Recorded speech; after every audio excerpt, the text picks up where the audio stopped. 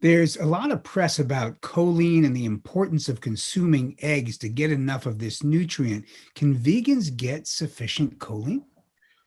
Oh, Lord have mercy. Yes. First of all, there has been some recent press about choline supposedly being so important.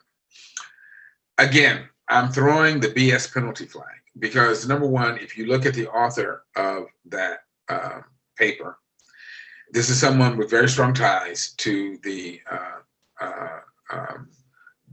egg and poultry industry, number one.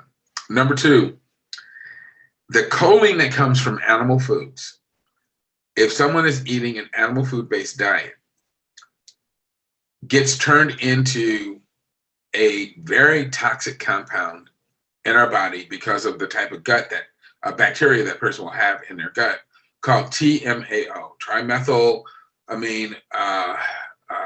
trimethylamine oxide. TMAO promotes cancer, heart disease, osteoporosis, and dementia. It is a very toxic compound to have circulating in our system, and animal foods like eggs, dairy, meat, poultry, so forth, will markedly increase the amount of TMAO in your system. Turns out that there's plenty of choline in plant foods like beans, nuts, cruciferous vegetables, and even some green leafy vegetables.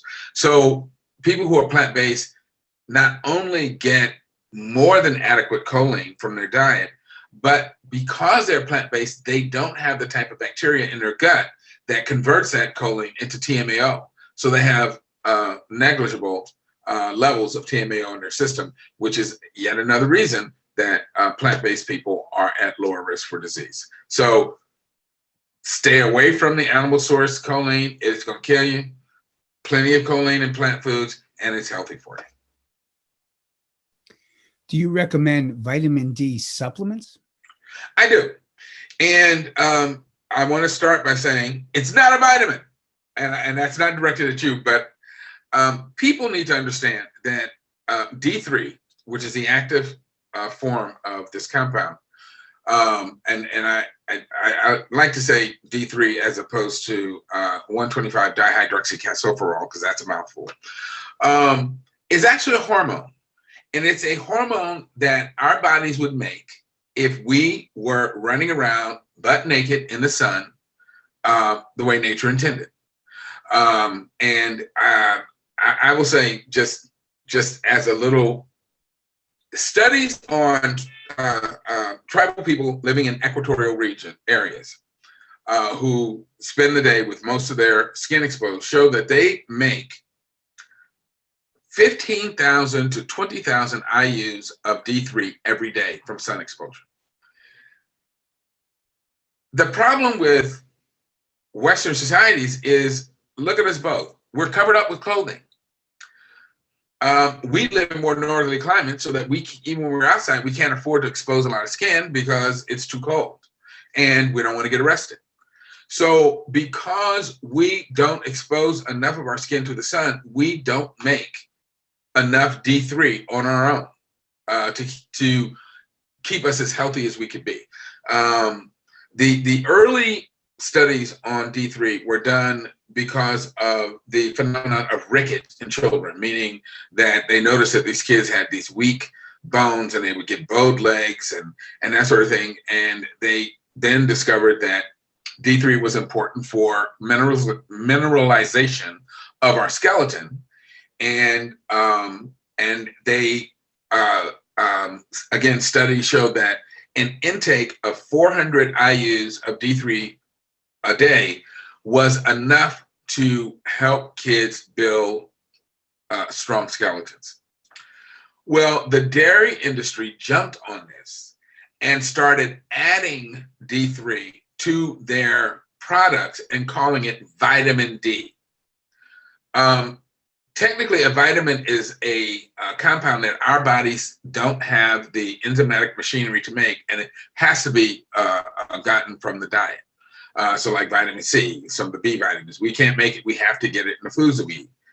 We could make all of the D3 we needed, again, if we were running around naked in strong sunlight.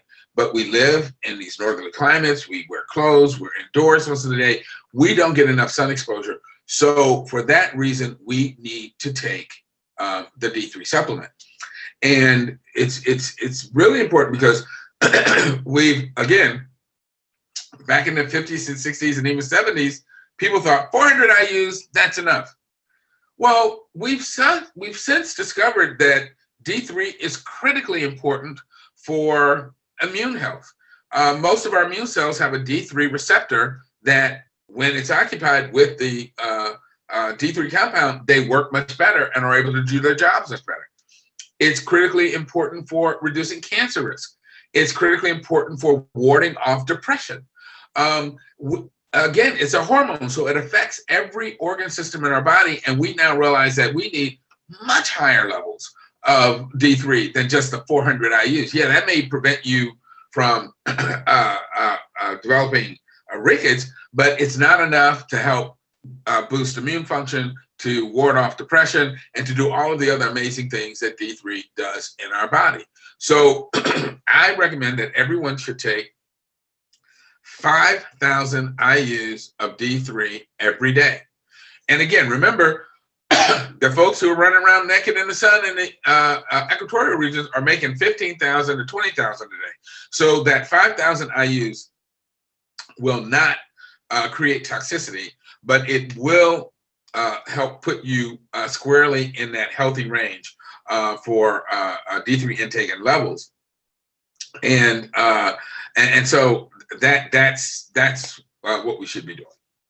And that's why, because of the way we live, we need to do that supplement.